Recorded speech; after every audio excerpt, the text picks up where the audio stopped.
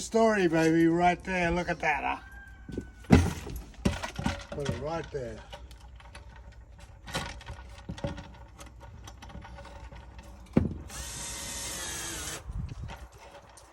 Wow.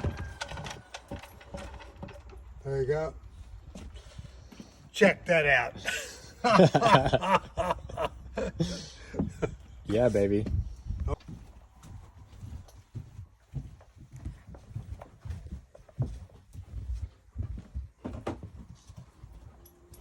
This is the repair shop / Right. studio. Okay, you've seen me measure the horse with the gauge. Now we're going to put this gauge in the tree. This is the saddle tree, okay? You see it's steel lined with wood. And it's got webbing pulled up here to make this, where your seat bones go here so nothing presses on your seat bones, because it's actually, the bones of your backside are in a sling. Pretty clever, huh? It's about a 1,000-year-old idea. And there we go, that's the underside of it. Now, to make this saddle, you saw me take the gauge measurements of the horse, and it's still set for that horse. This is the saddle I'm going to fit on that horse. So let's put the gauge in here and see what it's doing. Well, look at that there. You can see here that the horse is wider than the tree, okay? You can tell by the gap. Yeah, the gap here, look at that. See, this horse is very wide, and the tree I'm trying to fit is very narrow. It actually should fit like that. I'll just show you how it should fit. I'll just arrange that there. That's how it should fit. It should fit like that. See? Where it's even here and even there. What's important with fitting a saddle to a horse and making the tree fit the horse is its bearing pressure should be even along here and along there and along the entire length of the tree too. Because if that was too wide or too narrow the way it was, the pressure would be there and not here. So now the pressure is going to be even. You need to have even pressure to lower the pounds per square inch. That's very important. So if you had if that was like how it was, it'd saw the horse here and saw the horse there, and probably saw at the back, because look here, we got a gap there, a gap here and a gap there. So we have to make it so it's like that. So what I'm going to do is, now I'm going to line that tree and reshape it so that when I do that, it's going to be even all the way across. That's very important. These are the measurements. The measurements I took on that horse were more like that. So I'm going to now put the measurements. I'm going to reshape that tree and redo the saddle. Okay, that's going to take about about 4 hours. But we'll be back. Okay, 4 hours later, we're going to show what this saddle looks like with the lining in it. And we're going to put that back in the saddle then to see that the tree is even, bearing pressure. Even pressure from here to here and from there to there, there to there. Lower the pounds per square inch and it'll make all the pressure even, and then you get the lowest possible pounds per square inch. Okay? So here we have it. Now this is the tree that I had before, and I've now lined it with felt to make so that I've altered the shape of that tree, so when I put the gauge measurement in it, it should line up evenly. So I'm going to put it in now, and here's our moment of truth, everybody.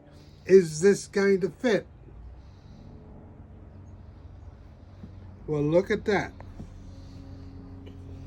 Come around here and you can see how it's lined up here and there. Lined up there, lined up there, lined up there. And if you look along the here, it's hitting the back there, hitting the back there, there. Hitting the back here, hitting the back evenly here, and evenly there, and there. So there you have it. And you see what we've had to do? We've had to fill in this area here with felt, high density felt. So there's two ways to do this. You can either bend the tree, and that's steel, malleable steel, which I showed you, the steel. Now I've covered this, now I've put the cover back on the saddle and got it to this stage so I can show you how we got to this stage. And there it is. That saddle will now perfectly fit the horse because these are the measurements I took on the back of the horse. You remember that? So now I put it in there, and there it is. There's lots of ways you can do this. You can use a wire to get that angle, like we did on the horse. We just used a wire, and that's what you'll have because you don't have this $3,000 gauge. I have it, but that's okay. You can use a bit of wire as long as I got this angle here. Then you take a side-on photograph of the horse, and I can then put that against the blow-up picture of the horse and get the shape of his horse by using my eye. That should be on 0, which it is. See, it's on 0 here, and that's the shape of the horse I'm looking at. So I should see that there, okay? And there we go. That's going to perfectly fit the horse. And then I put it back together, put the whole saddle back together, and it's fine. Got it? I've been doing this for 40 years. I didn't invent this gauge. A very clever guy an engineer called Robert Ferrand invented the gauge. I helped him with it. We worked on it. I helped him with it, but he's the engineer, and that's a remarkable thing. I like it because I can use it for many, many different applications. But there's your wire here, that we took the wire. That's the main shape. There's two shapes I need, as I pointed out in the first part of the video, where I had the horse there. If I get that angle, and I get this dip, that's all I need, providing that's on 0. Mm-hmm. There we got it. That's going to be even pressure there and there and there. There's about 400 square inches of bearing pressure under a saddle. Now, because it's hitting here and hitting there and not hitting in the center, you can easily divide by 2 or sometimes 3 the bearing pressure. So you still have the weight of the rider here, which might be 200 pounds. And if you're bearing all that force just there and just there, that's enormous pressure here and there on the horse. But if you spread it all out, it's only a third of the weight. Yeah. And that's the key. It's a mechanical thing. Fitting a saddle to a horse is really engineering. It's got to be bearing weight. Your tank full of water at your house weighs about 30,000 pounds. But if you look at the square inches of the bottom of the tank, it's less than 1/2 pound per square inch. So same principle applies here. You've got to have even bearing pressure. Right. That's important. Okay. And that's the key. And that's why I'm very successful at doing this. I've yet to meet a horse I can't fit. I have met owners of horses I can't fit, and I've met the trainers of horses of owners that I can't fit, and I've met the friends of trainers of horses of owners I can't fit. But the horse is easy. The horse only has one opinion. Does this saddle hurt or doesn't it? If it hurts, they hate it. If it doesn't hurt, they go, oh, this is okay. I can handle this. Oh. Make them happy. It's like us wearing shoes. Same deal. You wear a pair of shoes that hurts, you're hobbling around, aren't you? Hate these shoes. But if shoes fit perfectly, you don't notice them. Same with the horse. If the saddle fits him perfectly, he doesn't know he's wearing a saddle. Guess what? Has no idea. You're so cool, dude. There we go. We got it. Okay. Well, there we have it, folks. I'm Colin Dangaard. I own the Australian Stock Saddle Company. I brought the saddles to America over 4 decades ago. And thank you all for buying a whole bunch of them, because now I have a nice ranch in Malibu, top of the market. Thank you. I've sold a ton of saddles. but I've fed a ton of horses, and I've made a lot of horses happy, which is more important to me than anything else. First of all, the happiness of the horse. If I can make the horse happy, I can make you happy. And if I get both of you happy, I got it made. Take it to the bank, Cole. Okay.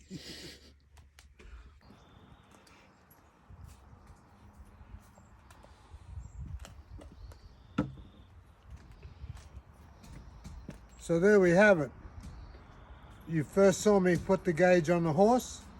Then you saw me measure the gauge on a piece of paper, which you would have a piece of paper. You wouldn't have this gauge. However, I've got the gauge, so I can set the gauge to the horse. If I didn't have the horse, I'd use your paper, but I'd still set the gauge the same way. And so the next thing we did was pull the saddle down and put that in the tree of the saddle. So we changed it to fit the tree. Now we're going to put this on a finished saddle. And here's the moment of truth, isn't it? Will this puppy fit this horse? Have we adjusted it right? This gauge doesn't lie. This gauge is going to tell us if I did it right. Let's try. Moment of truth here. Well, look at that. A perfect fit. Wow. Perfect pressure there. Perfect pressure there. Perfect pressure there. Everything's touching. Look at the back. Look here. The saddle is bearing surface pressure. So that's the most coverage we can get on this horse with the weight of the rider. You could put a 250-pound person on this or a 300-pound person. It won't matter because the weight is divisible by all these square inches created by that. However, if we didn't have it right, if it was like that and say like that, if we had that, look what had happened there. We might have it right here, but look at that. It wouldn't touch there and it wouldn't touch there, but it would touch there. So you'd have all the weight just on this much of the tree and all the weight on just this much of the tree. That'd be enormous weight. Of course, you're going to saw the horse here and saw the horse there. The first thing you're going to get, if you had an ill-fitting saddle like that, you're going to get a dry area there. A dry area happens when the pressure is so great it cuts off the flow of the blood to the surface of the hide of the horse, and then you get a dry area because there's no blood circulating there. That's an indication of more pressure than what is acceptable. If you kept riding the horse with a dry spot, eventually you're going to saw the horse, and he'll either let you know by not wanting to go forward. He won't want to move his legs forward very, very well.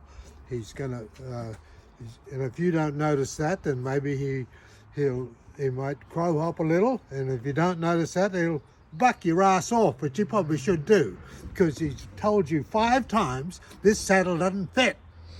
So let's make it fit in the first place, because if it doesn't, he's going to buck you off, and by God, he should, because you're ignorant. There it is. Amazing. There it is. Look at that. That's going to fit.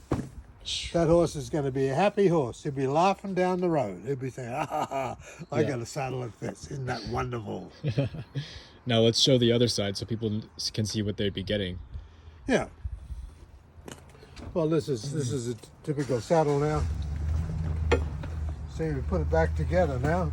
Look at that color, man. Yeah, we put the saddle back together.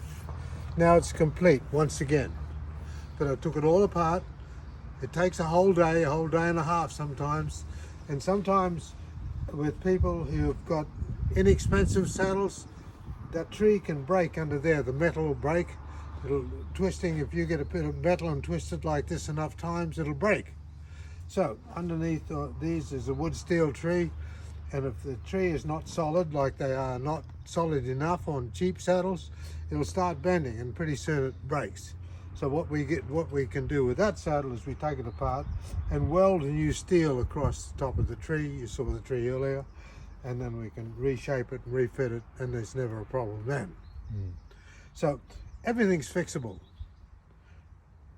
Your duty as a rider of a horse is to make sure the horse is in no discomfort. Because this horse has made a deal with us that he'll carry our ass for way over there and way back again, but he just wants to do it without pain. He'll do it till he drops dead with exhaustion. But as long as he's not in pain, he's willing to fulfill his contract to us. Why horses do that, I have no idea. Because we've treated them pretty badly over the 5,000 years we've been riding them. Only just recently has the horse had a real break from human beings. We now treat them kindly most of the time. And in 90% of the countries. 10% of the countries, they are treated as badly as they ever were, unfortunately. There we go. Look at that detail. Colin Drover. Beautiful saddle. There you go. That's the Colin Drover here, which is my basic entry saddle. I have saddles that, and this has got what I call my standard leather in it. Nothing fancy about that leather. Good strong leather, however, but I have more expensive leather and more expensive made trees and etc. And the saddles are a bit like washing machines or automobiles. The more you put in them, the more they cost. That's why Mercedes cost what they cost. Rolls Royces cost what they cost. You can still buy a Ford. You can still go from here to New York City and back in a Ford. Well, you can go from New York City and back in this saddle, or you can get my $3,000 saddle, and if it fits the horse, it's the same deal for the horse. He doesn't care. He doesn't care what it costs, what color it is. He doesn't care. He only cares if it hurts him or doesn't hurt him. Let's not hurt the horse, okay?